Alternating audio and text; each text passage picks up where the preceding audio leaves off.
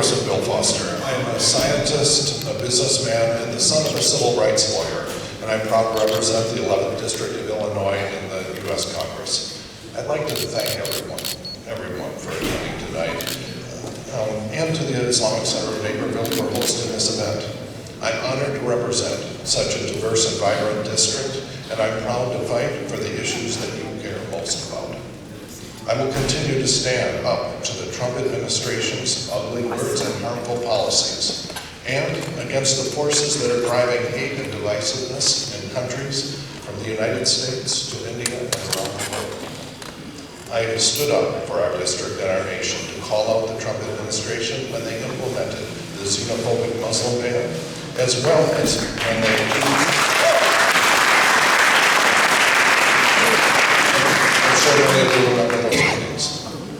and when they ripped children from their families at the border. And I've been at the Islamic Center of Naperville numerous times over the past few years to emphasize my support of our diverse community during stressful incidents that are known too well to you. America is a nation of immigrants, built on tolerance and freedom of religion, and I'm proud of my record of standing up for immigrant communities in our district and across the United States. I also have a record of taking tough votes and supporting fact-based policies to make fact-based progress and not imaginary progress, to improve the lives of all Americans. Like when I proudly voted for the Affordable Care Act or the DREAM Act, knowing that it would put my re-election at risk, as in fact it did. And that's why I'm going to keep fighting the corrupt Trump administration's continued attempts to vilify people on the basis of religion or country of origin, to implement hurtful and racist immigration policies, to defund the Environmental Protection Agency and gut environmental protections, to repeal the Affordable Care Act, to play nuclear roulette with North Korea and Iran, to undercut our justice system, and to damage the future of our country.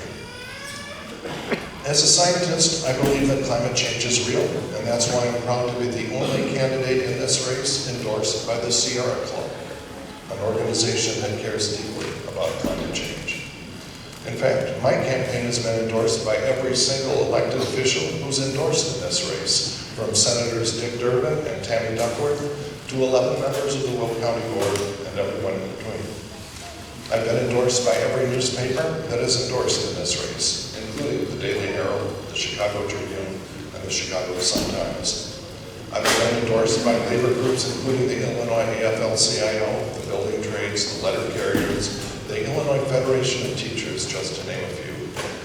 And in fact, when I first ran for Congress, my campaign was endorsed by 31 Nobel Prize winners, which I believe is a record for a House race. But most importantly, I am proud to be part of the House Democratic majority, which has shown Americans what we stand for. Protecting and defending the Affordable Care Act, election and campaign finance reform, universal background checks for gun purchases, a nationwide $15 minimum wage, fighting back against climate change are just a few of the areas that we have succeeded in passing major legislation through the United States House to help working families and to protect our democracy.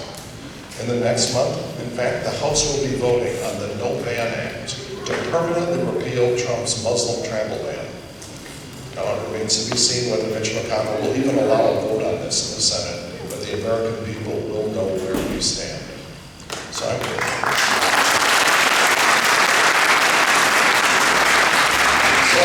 proud to have been part of these historic achievements, but there are still big fights left to win.